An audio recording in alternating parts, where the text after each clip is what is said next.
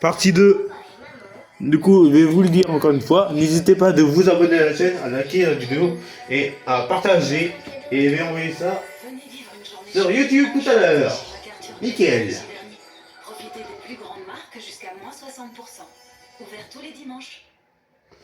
Daniel prépare du riz pour sa famille en toute confiance, car il sait qu'il permet de soutenir la transition écologique du champ à l'assiette. Max travaille avec les riziculteurs afin de mettre en place des pratiques agricoles durables pour faire face au changement climatique tout en proposant un riz savoureux. Pourquoi est-ce que Poppy nous a menti sur l'heure de la joie?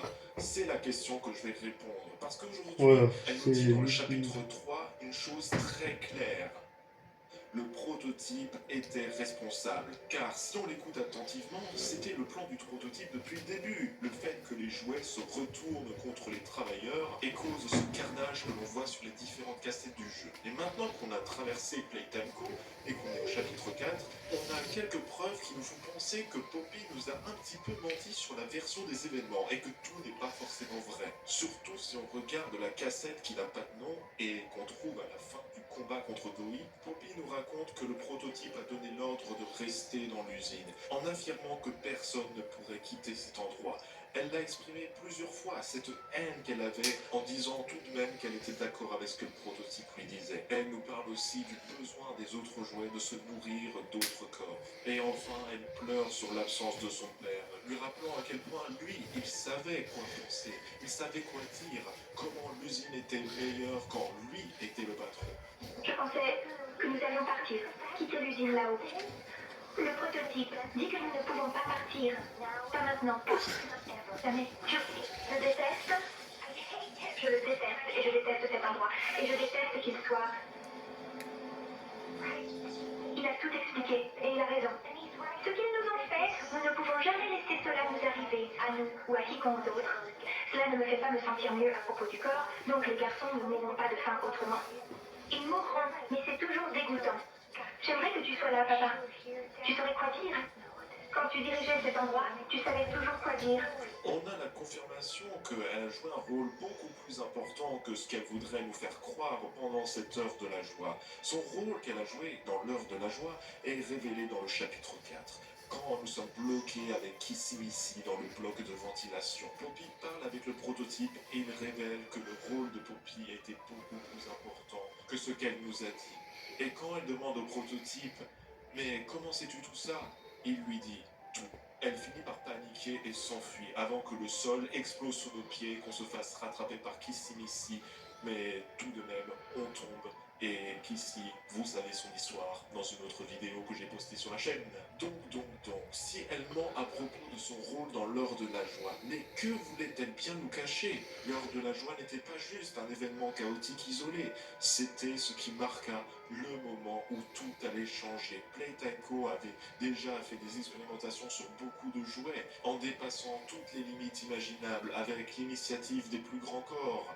Et le résultat, on le connaît tous, un chaos total où plus aucun ordre n'est respecté, où on a pu voir les ouvriers de l'usine se faire démolir et l'usine devenir une ruine que l'on explore dès à présent. Mais est-ce que c'était un désastre incontrôlé ou quelque chose qui a été intentionnel?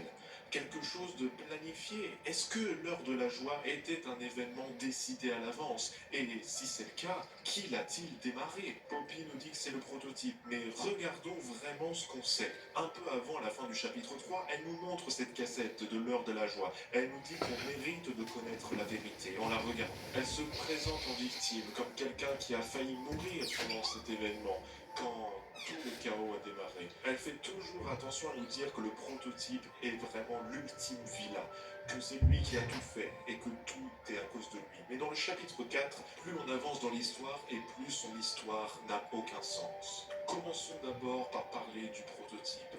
À chaque fois qu'on a vu le prototype arriver dans le jeu, c'était toujours pour reprendre des parties de jouets qui étaient détruits.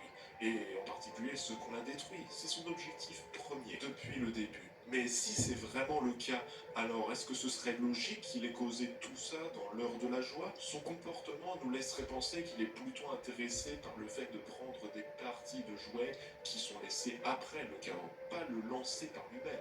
Mais il y a une chose qui met en difficulté le récit de Poppy quand le prototype est libéré, c'est l'indépendance. Le prototype n'a pas vraiment l'air d'être libre, contrairement à Poppy. Alors oui, on a vu le prototype prendre Mommy Longlegs et Catnap, mais quand même, Poppy a disparu pendant presque un chapitre et demi, et il semblerait qu'elle ait le plus de liberté parmi tous les autres jouets. Et n'oublions pas tous les messages autour de la pièce de Poppy qui nous disent de courir. Si elle était vraiment une victime innocente, mais alors pourquoi est-ce qu'il y aurait quelqu'un qui écrive autant de méchanceté sur elle, ainsi que des messages d'avertissement pour ne pas la faire sortir? Ça veut dire que même avant l'heure de la joie, il y avait déjà des individus qui ne faisaient pas confiance en Poppy dans Playtime Co. Et on ressent ça dans l'impression que nous donnent les jouets quand ils rencontrent Poppy. Rappelons-nous de Mommy Longlegs qui capture Poppy. Elle ne la traite pas comme seulement une expérience, mais il y a vraiment du ressentiment dans ses mots. Un dessert Alsa, c'est le plaisir de créer et de délicieux moments partagés. Alsa, faire un dessert, c'est donner de l'amour. Et pour tous les gourmands, rien de plus simple que ces bons cookies aux pépites de chocolat. Alsa. Découvrez le nouveau Soupline, fraîcheur infinie, pour une fraîcheur qui dure 4 fois plus longtemps. MSC Croisière vous ouvre les portes d'un lieu unique, le MSC Yacht Club. Ici, votre majordome fait de chacun de vos souhaits sa priorité. MSC Yacht Club, un écrin d'exception dans un monde de choix.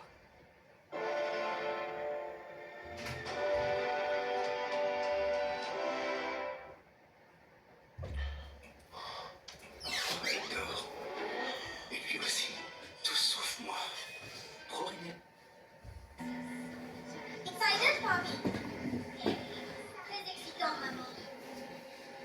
Au lieu de cela, pourquoi ne pas en faire un jeu? La station de jeu fonctionne toujours. Ce sera comme au bon vieux temps. Et si tu gagnes les 3 jeux, je te donnerai le code du train. Maman, quelle était cette idée, Poppy? C'est comme si Poppy avait fait quelque chose de si mauvais qu'elle avait gagné toute la haine des autres créations. Si Poppy était vraiment innocente, pourquoi serait-elle vue comme une ennemie? Et aussi, il y a son comportement assez étrange durant tout le jeu, où une fois qu'on l'a libérée, elle nous donne des informations selon ses conditions. Et elle nous montre seulement ce qu'elle souhaite nous faire voir. Elle nous dit aussi directement où est-ce qu'elle veut qu'on aille. Et le plus important, c'est qu'elle a vraiment des détails que nous n'avons pas et qui nous aideraient vraiment à comprendre, mais qu'est-ce qui se passe dans cette usine? Si elle était vraiment de notre côté, mais pourquoi chercherait-elle à cacher autant d'éléments? Pourquoi est-ce qu'elle aurait besoin de contrôler tout le narratif? Ça nous amène à une question vraiment importante, qui est pourquoi est-ce que Poppy ment? Si elle était directement impliquée dans l'heure de la joie, alors ça voudrait dire qu'elle est responsable de tout ce qui s'est passé. Le massacre, l'abandon de l'usine et toutes les horreurs que nous trouvons maintenant petit à petit dans toutes les pièces. Ça voudrait dire qu'elle n'est pas juste une observatrice passive, mais qu'elle est un élément déterminant. Et si c'est le cas, alors il est dans son intérêt de ne pas nous faire connaître la véritable histoire de Playtime. À chaque fois qu'elle accuse le prototype, elle cache petit à petit la véritable histoire et le rôle qu'elle a joué. Et ça nous fait penser qu'elle n'est seulement qu'une victime et qu'elle n'a rien fait de mal. Et c'est comme ça que c'est beaucoup plus facile pour elle de nous manipuler et qu'on l'aide. Parce que si on connaît toute l'histoire et tout ce qu'elle a fait, est-ce qu'on serait toujours là à lui faire confiance, à suivre tout ce qu'elle nous dit de faire, sans poser de questions? C'est aussi important de se rappeler que Poppy n'était pas juste une autre expérience. Elle était la première expérience, le premier succès de Playtime Co, qui a réussi à faire rentrer des humains dans les corps de jouets. C'est ce qui l'a rendue unique et lui a donné de la valeur. Et ça voudrait aussi dire qu'elle a plus de conscience de ce qui est en train de se passer que tous les autres jouets ou tous les autres ennemis que nous avons rencontrés. Et si elle était la clé du travail de Playtime Co, alors ça voudrait dire qu'elle aurait une doute dans ce qui s'est passé durant l'heure de la joie. Et peut-être qu'elle a vu ça comme une opportunité pour s'enfuir. Peut-être qu'elle a vu ça comme une opportunité pour arrêter toutes les expériences dans Playtime, une bonne fois pour toutes.